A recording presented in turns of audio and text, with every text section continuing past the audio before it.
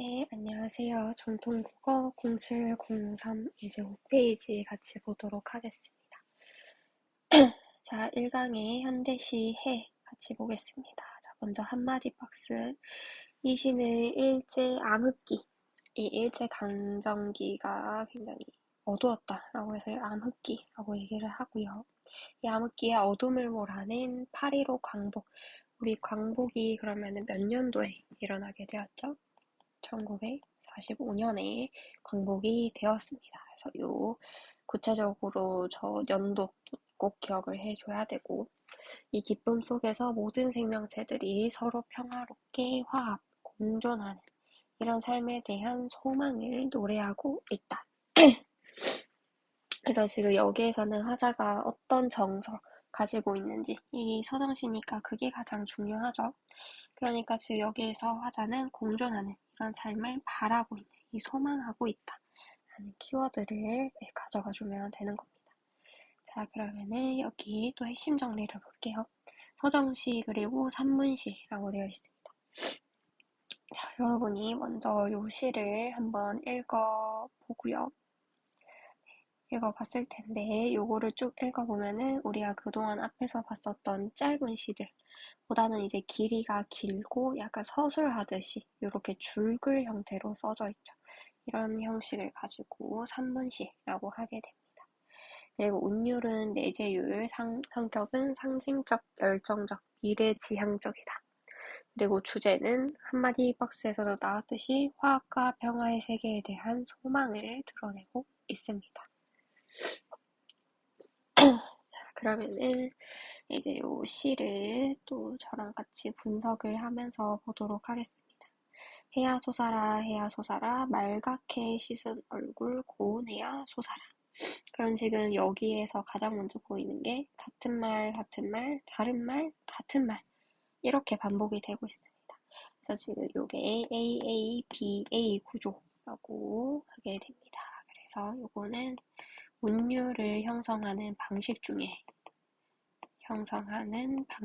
하나고요. 그래서 AA, BA 구조라고 얘기를 합니다. 자, 그 다음에 해라고 하면은 이제 굉장히 밝은 그런 긍정적인 이미지를 가지고 있는 소재죠. 그래서 여기에서는 평화, 화합의 세계를 의미하고 밝음이라는 키워드를 가지고 있습니다.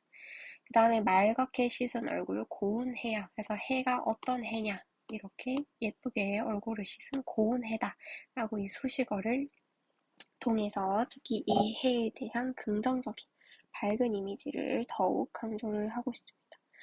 산 넘어서 어둠을 살라먹고. 자, 어둠. 이거는 그러면은 이 밝은 이미지인 해랑은 완전히 대조적인 이미지. 그러니까 얘는 부정적인 이미지를 가지고 있습니다. 이 일제 암흑기, 이런 어둠, 이거랑 같이 이제 연결이 되는 거죠. 어둠을 살라먹고 이글이글 앳된 얼굴 고운해야 솟아라. 이글이글, 우리 뭐 깡총 철썩 이런 것들 소리나 모양을 흉내내는 말이라고 해서 음성 상징어라고 하죠. 그래서 이 음성 상징어를 사용을 하면은 이 두 글자씩 반복이 되니까 리듬감, 운율이 생기게 되고요. 그리고 더 이 효과적으로 모습을 드러내주기 때문에 생동감을 또 주게 됩니다. 자, 그 다음에 달밤이 싫어 눈물 같은 골짜기에 달밤이 싫어 이렇게 계속 싫다고 반복을 하고 있습니다. 그러면 여기에서 지금 싫은 대상, 이 화자가 싫다고 하는 대상은 그러면은 안 좋은 이 부정적인 의미를 가지고 있는 시어겠죠. 그래서 여기다가 다 세모 표시를 했고요. 특히 여기에서 달밤이라고 하면은 부정적인 현실, 그거를 우리 시대 상황을 반영해서 생각한다면은 일제 감정기 시대라고 볼 수 있습니다. 아무도 없는 뜰에 달밤이 나는 싫어. 그래서 나는 이러한 현실에서는 더 이상 살고 싶지 않다라고 거부를 하고 있습니다. 싫어 이렇게 계속 반복을 하고 있죠. 그럼 반복을 하면 자연스럽게 운율을 형성하고 의미를 강조한다. 자, 그 다음에 해야 고운해야. 너가 오면, 여기 네가 오면은 이 의미죠. 그러면은 이 지금 해를 마치 사람한테 얘기를 하듯이 이 의인법을 지키고 있죠. 그러면 이 의인법을 사용한 효과라고 한다면은 이 얼마나 이 화자가 해가 이 밝은 평화로운 세상이 오기를 바랬으면 이렇게 해가 아닌 이런 자연물을 이 또 사람이라고 표현을 했을까? 그만큼 이 화자의 소망이 얼마나 간절한지 그것을 강조하고 있습니다. 그 다음에 여기서는 달밤이 싫다고 했는데 여기서는 청산이 좋다고 합니다. 그럼 이 화자가 좋아하는 대상이니까 청산은 긍정적인 의미. 그래서 바로 이 평화의 세계를 의미하게 됩니다. 자, 훨훨 깃을 치는 청산이 좋아라. 이 깃을 친다, 이 날갯짓을 치는 것 같은 청산이 산이 이렇게 있는데 그 모습이 마치 이렇게 날개를 치는 것 같은 그런 생동감이 느껴진다. 라고 지금 비유를 하고 있죠. 근데 아까 우리 여기 위에서는 의인법 나왔었는데요. 의인법은 사람이 아닌 거를 사람처럼 표현할 때 의인법이라고 하는데 화류법은 이제 무생물을 유생물처럼 표현을 할 때. 그러면은 우리 유생물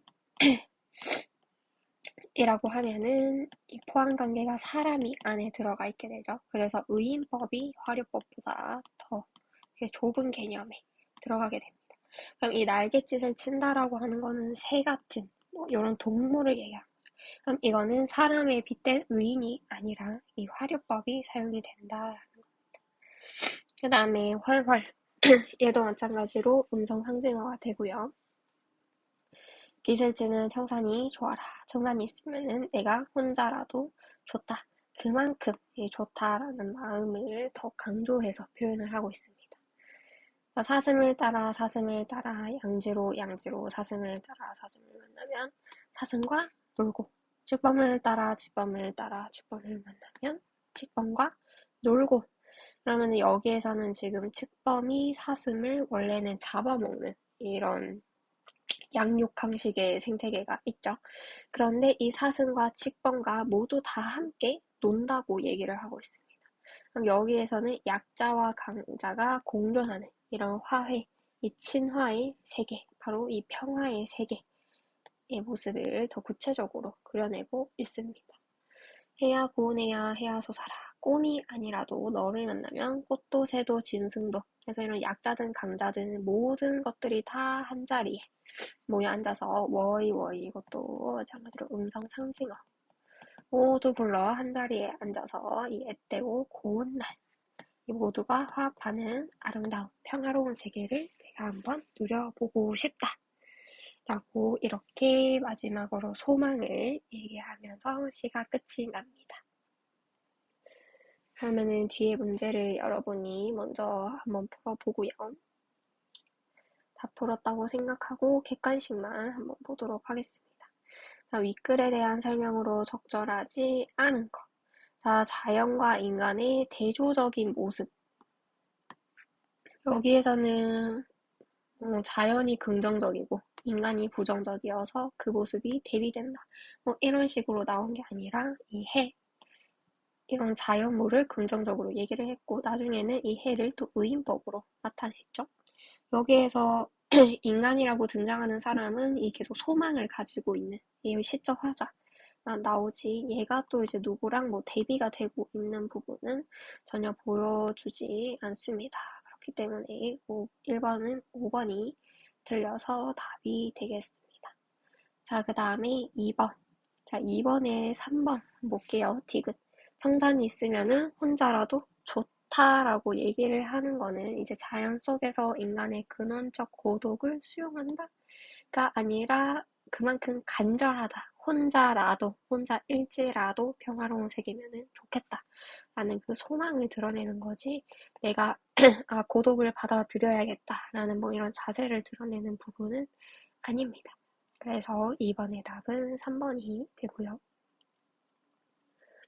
그 다음에 3번. 자, 가와 문장 구조. 가의 문장 구조가 아까 봤던 AA, BA 구조였습니다. 그리고 여기도 같은 말, 살짝 이제 조금은 다르지만 거의 비슷하죠. 그래서 같은 말, 다른 말, 같은 말. AA, BA. 그리고 여기도 AA, BA. 여기도 AA, BA. 그런데 여기선 지금 말 없는 정사니요. 대 없는 유수보다. 여기에선 지금 비슷한 구절이 나란히 이렇게 나열되어 있는 요거는 대꾸법이죠. 그래서 3번의 답은 2번이 되겠습니다. 자, 그 다음에 4번. 앞에서는 이제 산을 계속해서 불렀는데 여기에서는 해를 계속 불렀는데 여기에서 이제 산을 부르고 있습니다. 자, 그럼 요것도 마찬가지로 이 화자가 어떤 감정을 가지고 있는지 그거를 이제 여러분이 제일 먼저 찾아주면은 되는 겁니다. 자, 그럼 여기는 보면은 이 오지 않는 아른아른 오지 않는 보고 싶은 하늘에 어쩌면 만나도질 보리 고운 사람이 나는 혼자 그립다. 이 그립다는 정서를 가지고 있는 그런 시였습니다. 앞에서는 소망이라는 감정 가지고 있었고 지금 여기 청산도에서는 특히 그리움이라는 정서가 좀 많이 나오고 있는 그런 상황입니다.